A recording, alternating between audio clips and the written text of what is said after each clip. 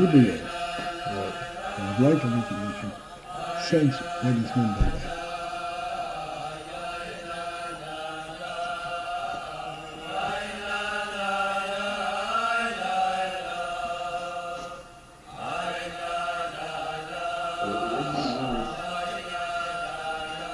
Allah. Hebrew means Allah. Excess. Excess of love. Excessively.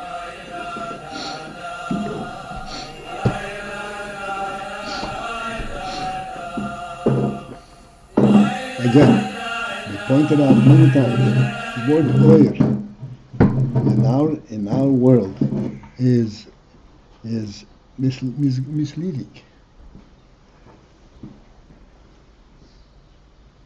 Light to us means something that illuminates, enables us to see.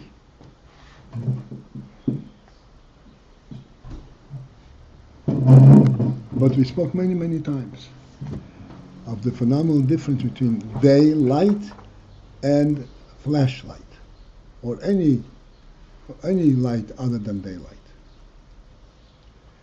Any light other than daylight is defined correctly by what it enables you to see. Please tell me if you understand the following. Daylight is not alluding to something that makes you able to see.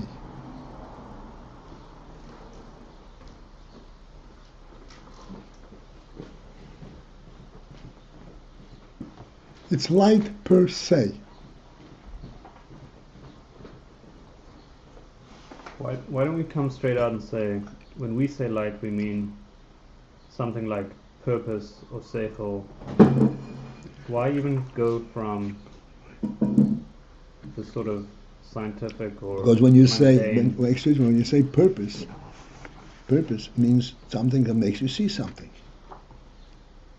It's exactly what I'm trying to break through. Wait, so it is accurate or not to say when we say light we mean seichel, the effect of essence, purpose. What is the effect of essence? Yeah, it is correct. But what is the effect of essence? Gives you an orientation, allows you to see what... No. There is where we lose it. What is the effect of essence? What is the effect of essence? Let's think together for a moment.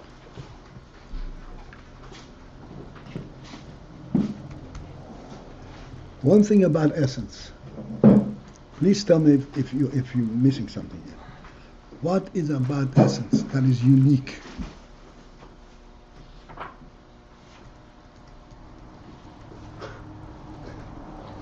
Okay. That's like saying... No. I'm not leaving you hanging like that. The only thing about essence is that it stays where it is. Essence cannot be expanded, cannot be taken. It remains within itself.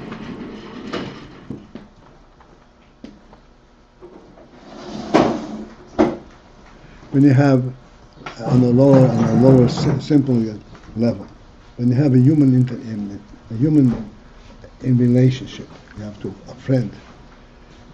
You relate on all kinds of different levels, on emotional and intellectual, but the person remains a separate entity. There is no way that he becomes part of you or you become part of him. Emanations from him and his seichel, you can understand his seichel, you can understand his meanings, but he must remain in essence a separate, an entity unaffected, not broken down to components of what you take from him.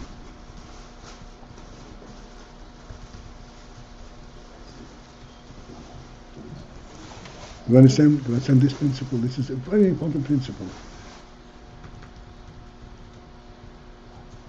We said we have many illustrations of this concept. It's how it happens. Let me explain to you some phenomena that we are being experiencing here. Intelligence is a godly gift. then it's not exponentially developed. Awareness of our intelligence is exponentially developed, but intelligence per se is a godly gift. We experience this daily. Like, for example, when we talk about something and we give an illustration, everybody instantaneously understands it. But then, when you go away and we start formatting it, and it becomes a completely different thing. We have no way of grasping, because it is not a graspable thing. For example, I'll have to go to the example. We said many times, this is, I think, a phenomenal experience. Expose of our intelligence. If you have a home that is fully, perfectly appointed, furnished, set up, like a lived-in home. You go into the home, you said, "Oh, this is just must be just after breakfast." But in fact, you find out that nobody ever lived in this home. It's an artist's projection. Something happens in your mind at that moment that you lose certain respect for this awareness, for this observation. What is that?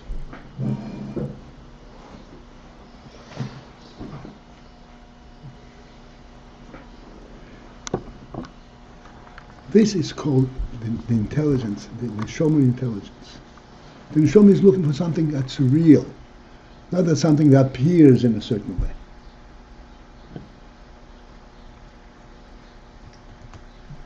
Hello?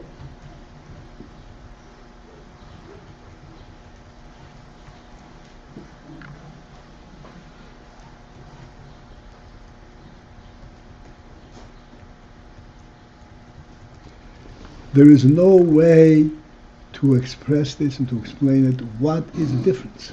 There is no difference in observation. It's exclusively an intellectual attitude. Why is there such an intellectual attitude? Mr. Psychologist, listen to me. It is clearly stating that your intelligence is not something that you come to by experience. There's nothing to experience there.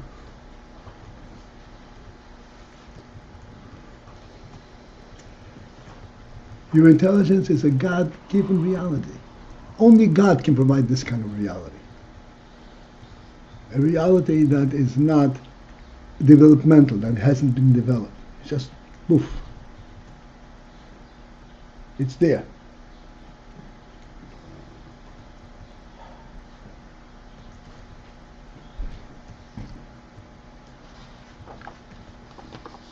This is our intelligence. We understand, we don't know what we understand, and how come we understand. And this is why we fail to respect that intelligence. This is nothing. This is child's play. This is all of it. To remain on this call, press 1. Returning to the conference room. That last sentence there. We don't know what we understand and we don't know why we understand it. Right. And then you know, the wise guy from the Smithsonian says, this is imaginary. This is not real. This is not real. And when we say we don't know what we understand or why, we're pointing to the fact that it comes to us from above. It's not.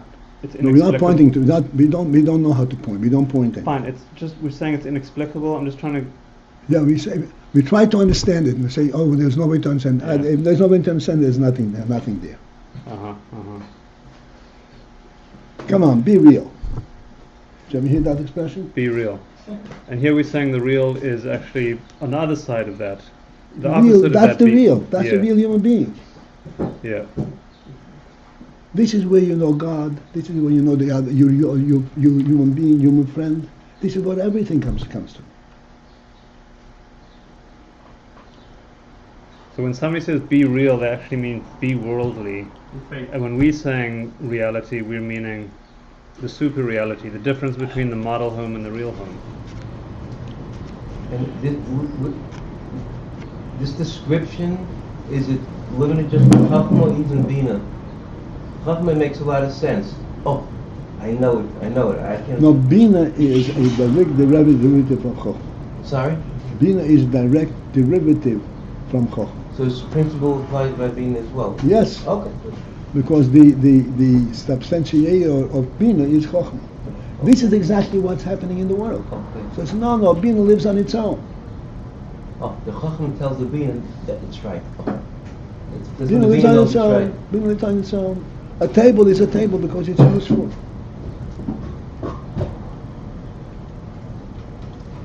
It's convenient. And this is where, this is our enemy. What is our enemy? Being reductionist, reducing it to... Looking at the human being from a worldly perspective. Yeah, reducing rather him than to, a godly perspective. Yes, reducing him to those elements of the world. This is why those wise people said human being is a very highly developed animal. And we can take an animal and train him, and he will catch up with the human being. Good luck with that. And for thousands of years they insist that this is so. And you cannot disprove them because there's no way for them to grab it, to grasp it. I don't know what you're talking about. Come on, let's be real.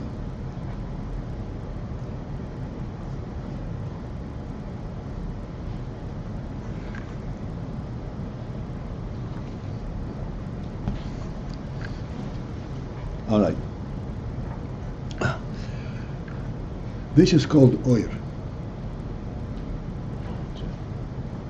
I didn't sell the position. This is called oir. Oir is the direct impact of a true presence.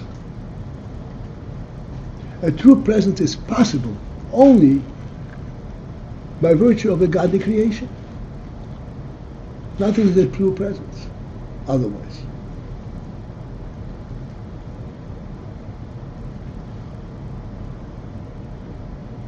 A human being does not build a table. He puts a table together. Building a table is a concept that comes from the neshama. This is where it's real.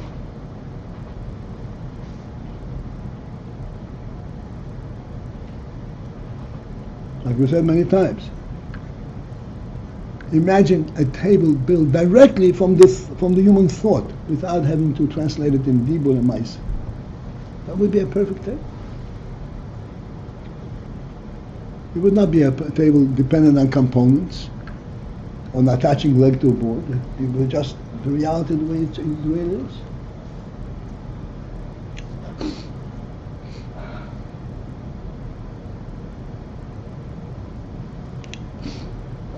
What's the point of that?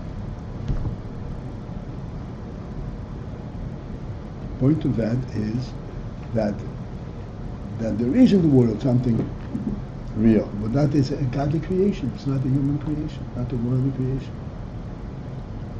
In the world,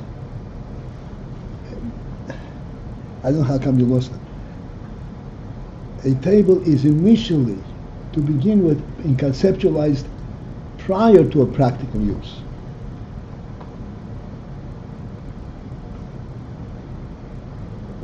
What was the point of saying it? Imagine if it could be created direct from the tool. To show that this is where the reality of the table exists. After you build it by components, it's only an image, it's only a replication of the table. It's not the real thing. Only God can create the real thing directly. When God created the human being, He did not create a leg, and another hand, and put them together. That's how to say that the tip was created by the Torah. This is the That's right.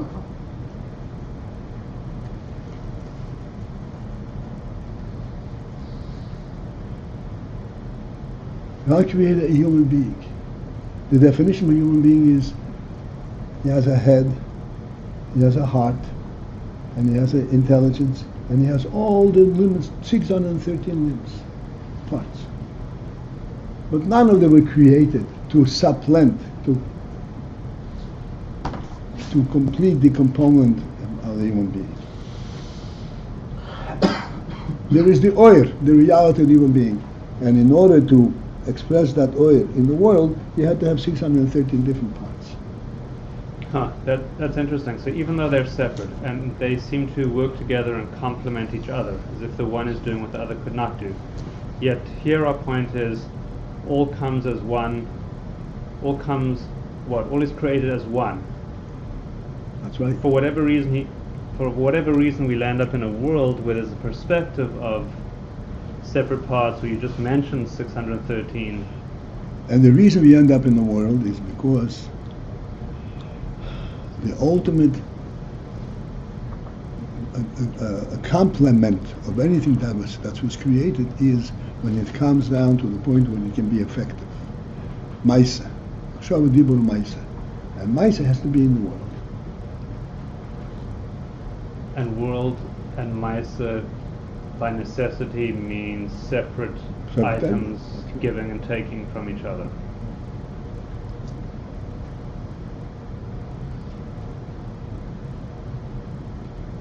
I think this thing should be over here. But to bring it down into the world, I have to pick it up and move it.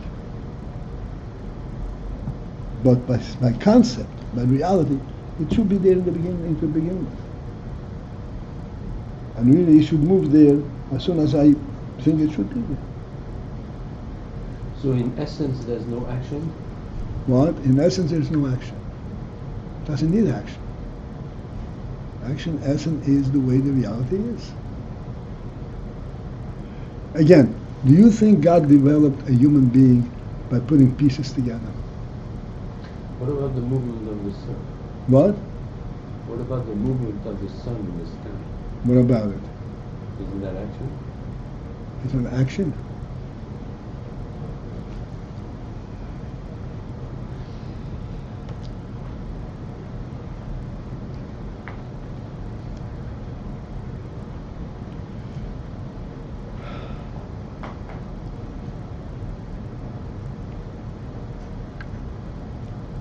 Sorry, I'm No. going out of I don't mind the question, but as long as you're thinking. If you're just finding a question, I'm not going to go there. But if this is something that really is in your thought, not to answer the question, but that this is something that will complement your thought of what oil, I'm very willing to go there. No, I'm afraid of being off topic. What? I'm afraid of being off the topic. Off topic, so stay away from there. Okay? Yes, God has created a real world. In the real world there is daylight, and there is a limit to the daylight. Day is an infinite light, but the God has set up a boundary to that too. To remain on this call, press 1.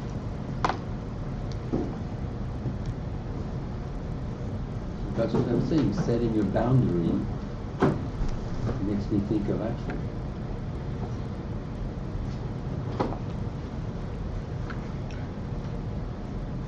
Yes, but is that? What is your question? Exactly. What is the question? Yes, there is an action involved. What creates daylight? The action or the presence of the sun itself?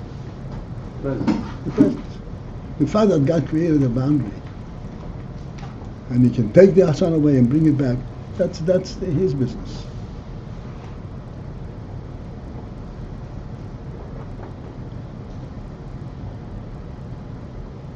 Well, I'll tell you what I think is partially behind this question, is that we're dealing with the concept of it's all coming in one instant, poof, like non-procedural. Yet on the other hand, it does seem down here in this world we do have pieces and activity, Yes. and from above, 7 days of creation. Excuse me, when we went through this 1700 times. Okay. Yes, true. And God has said this a light element, which is not a worldly concept. Daylight. Daylight is the reality of light per se, and that's why initially it could not be left in the world, because it would nullify worldliness. Okay. So God took this daylight and put it into the sun, where you say no, it is a worldly phenomenon. It's in the sun, and the sun moves, so it is a worldly phenomenon. But still, the concept itself is not a worldly phenomenon. As if to not overwhelm us. It is never. Would you say that daylight is that which enables you to see across the street? That's the way to describe daylight. No. Why not? Because it doesn't capture it at all. Right. But this is as if to say he dressed up the whole, in an instant, the whole perfection, he dressed it up into a whole so-called mechanism and kalim. No.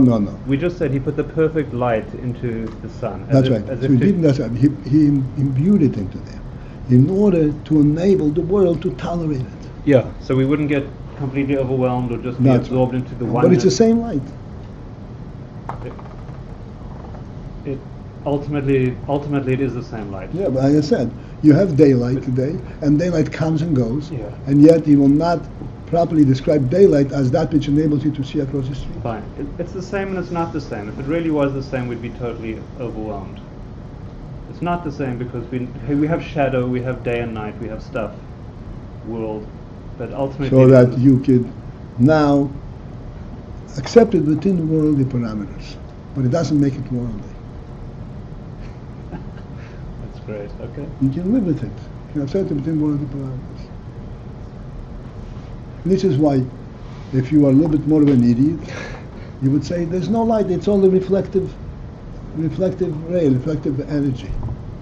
Deflective energy. And then you're nullifying the entire impact, what light is, what daylight is. And the reason you are doing that is because you really don't understand it. So you want to put it in the little box that you can understand it.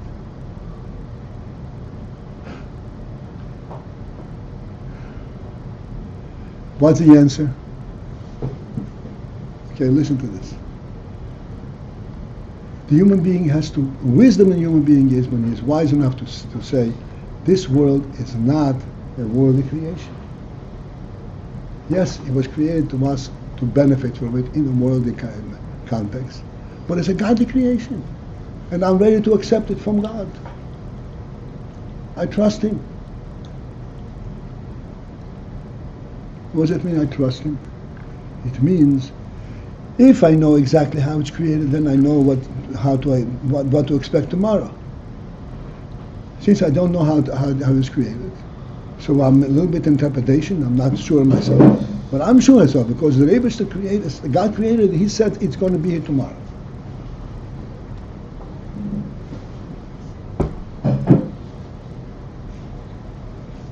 So my assurance that tomorrow is going to be another day is not based on the solar movement, but the fact that God said, "Yein b'layla le'yishbeis." It's a godly creation. Every day there's going to be a day and there's going to be a night, and that is the perception in which we live.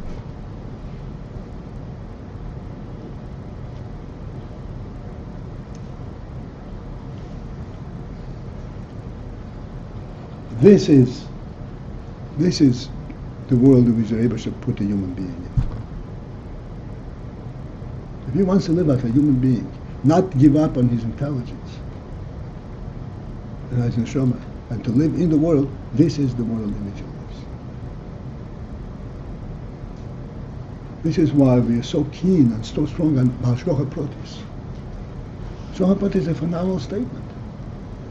Because God has interfered, has gone along with you in your personal affairs. Are you off your mind? Are you dreaming? B'tanas gochapotis, you can make the first step.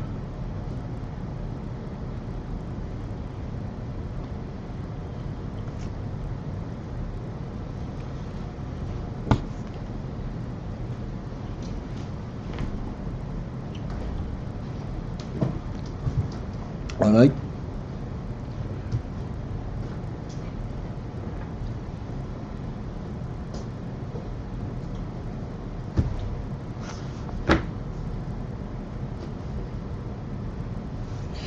All right. So let us go to where we're going to start inside. We're going to start from where you were discussing now and then go through. This is the bottom half of the second section on page AYIN Ches. Line starting. And the line starts Bein ha-ohrot ha-keli. Bein ha-ohrot. You're not there? No, I'm sorry to go back to this. Ashgacha practice is a God-given thing, right? Yes, but you live with it in your own mind. Okay. You accept it. How? Well, that's I could go back to my previous point. That's God's direct action into the world. Yeah, but you are taking it. But God gives it that he have no questions. But how do you take it? Well, I take it very well. Like, for example, Happy with do you understand what it is? Not necessarily. Do you see God's hand moving things around? No. So how come you accept it?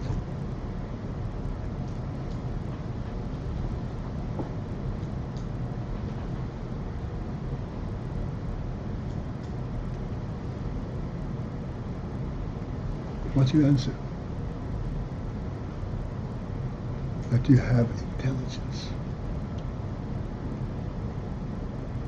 What you perceive, what you know, is way beyond that which you can experiment with.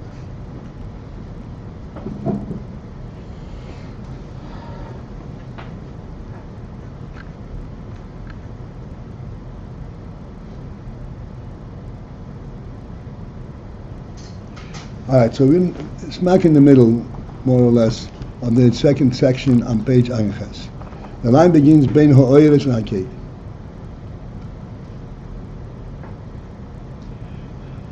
The Rebbe says, the fact that occasionally you apply the higher number to a lower madriga, and sometimes you apply the higher number to a higher madriga.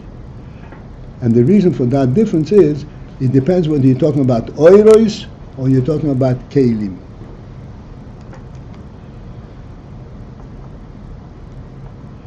The mitzad ha-oros, from the perspective of oiros, kol ma shalamaylo, as higher as you go, mispar hamru b'yesir, then the number, the count, would be a higher, and a greater number will be applied to refer to it. And the Rebbe immediately puts a caveat into this, puts a restraining order. But not that you should think for a moment that they are in fact b'bchinas mispar, they are in that realm of being counted. Because count applies only to what? To something that is a composite.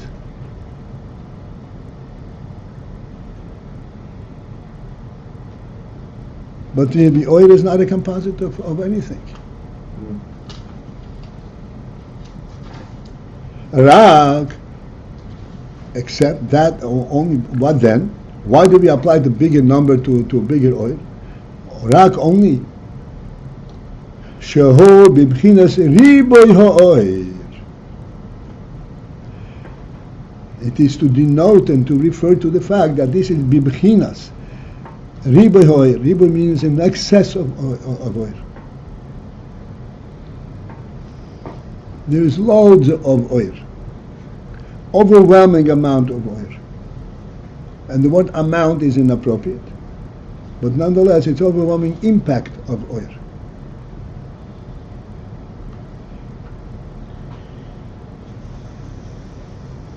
For those who will not get mixed up with this. I want to explain the word bivchinas, which I explained already. Bivchinas as opposed to bechinas. Bechinas riboy oyer and bivchinas riboy oyer would seem to be saying the same thing. Why did Rebbe add the second base, bivchinas?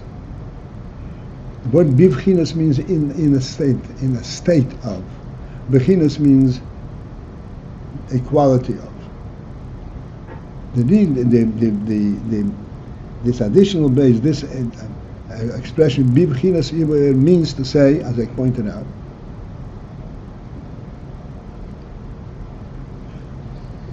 there's two types of riboy oyer.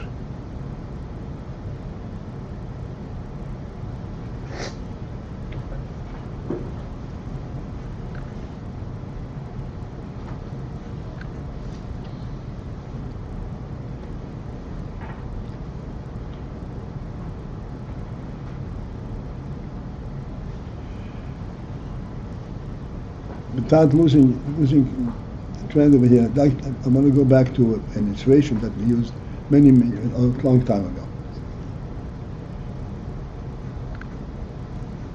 Okay, say you have an abundance of food, and it's in your storage house, and you want to benefit the entire world, whatever you can benefit with your abundance. There are two ways of doing that. One way is to take the walls down off the storage. Everything breaks out open. Everybody can come and take whatever they want.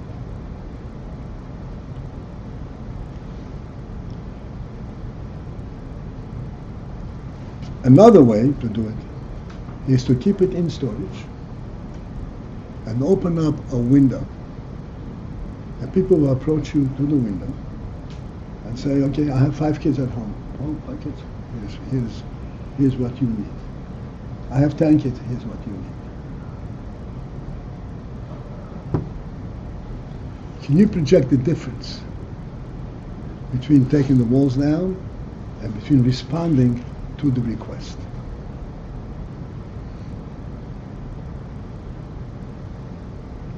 Yeah.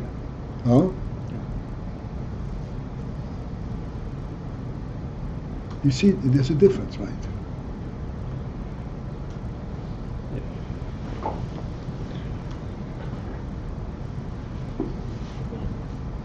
I'd like to get and describe the difference. Well, in the first case you're a taker, in the second you're a recipient.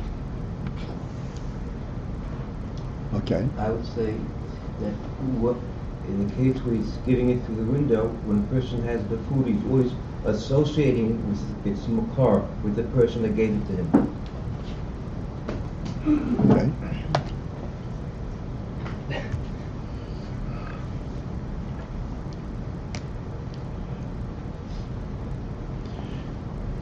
Okay.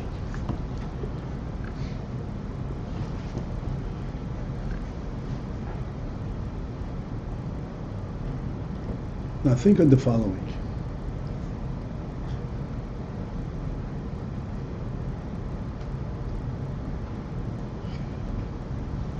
It's very difficult to give a perfect example in Gashmias, but we'll try it as best. This huge accumulation of food occurred by people's effort. It didn't just fall down from the sky in this storage. It was accumulated by the dedication of the people who own it, and they're still there. As it is going to be diminished, it's going to be replenished by the same people who initially created it.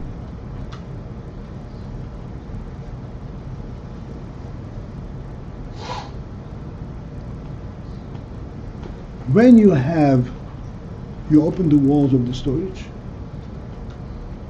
You have whatever it is in the storage. You don't have the element of replenishment. You know where it's coming from.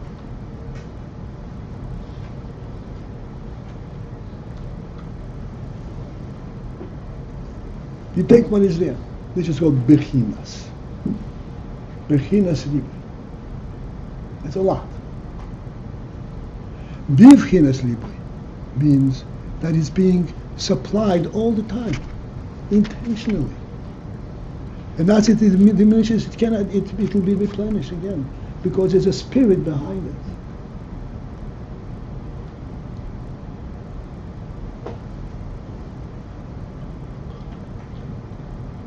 This is riba, bechinas riba.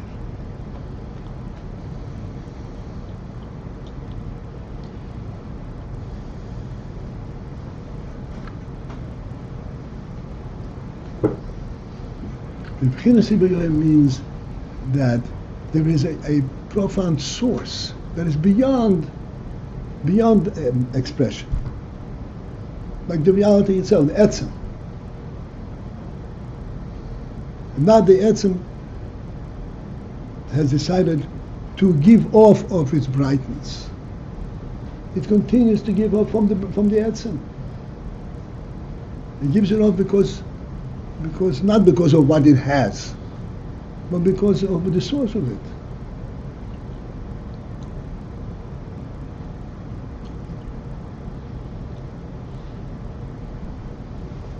In Bechinas, the person senses replenishment. Did we say that? What? Did we say that by just Bechinas the person senses replenishment? No. We didn't say that. Don't say what I say. What do you think? That's My whole point is that you should understand, not what you said. okay. I don't know if it matters that much, but I didn't get how it related back to the Lashon, Bechinas or Bechinas. I mean, I get the two different pieces. Fine. Okay. Bivchinas means in a state of. Yeah. Bechinas means is the phenomenon. Bechinas in the state of. Bivchinas means it's in that state means it is constantly creating that phenomenon. With the two bases, Bechinas. There's the implication that it's continually being created and replenished. Oh, it's more immediate. Okay, I get it. I think. Bechinas is in the state. Bechinas is in the state he's making, in the state he's creating for us. One is a scholar because he knows a lot. One's a scholar because he sits and learns.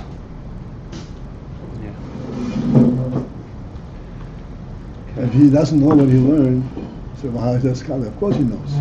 But his effort, he's involved in the constant, in the learning process. This is what he's involved in. This is bibchinas. Okay, so back in the context here, lo shehen bibchinas mispar. Right. Not to think that it's in this. In the bibchina of the mispar.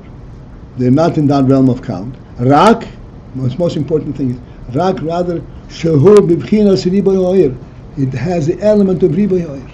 Riboy oir means not that there is a lot of oir. Oir is constantly being given in abundance, but it's being given in abundance.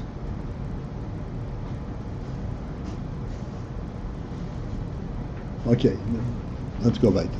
Rabbi, earlier we explained without any bechinas at all. Okay, let's see what now. V'choma sheyor lamata yoser, and as it descends lower, mismaid ha'oir v'hagilui, the oir and the gilui is reduced, because this is how it is in oir. Oir, which is closer to the source, is riboy oir. When it is more distant from the source, when it is distant from the source, It means that you're more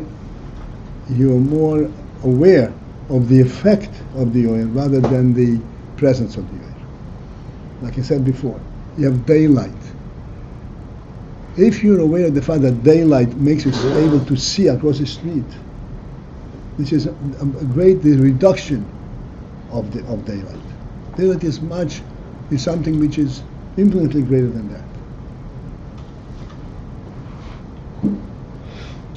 It's not an enabler, it's a state of being.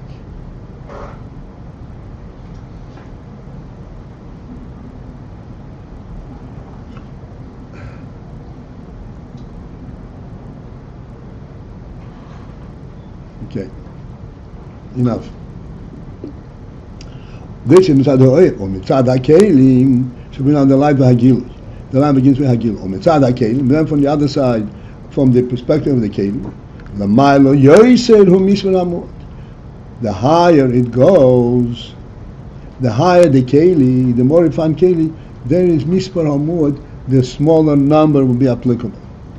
The higher, because then it would be denoting bechinas miyud hakeli, the lessening of the keli. Like we said in Chochmah there is less kelim than in Bina. How do you express something in Bina? With a lot of words and a lot of examples, a lot of circumstances. Whereas in Chochmah, you just get the point. There's not much kelim. Oh, this is it, huh?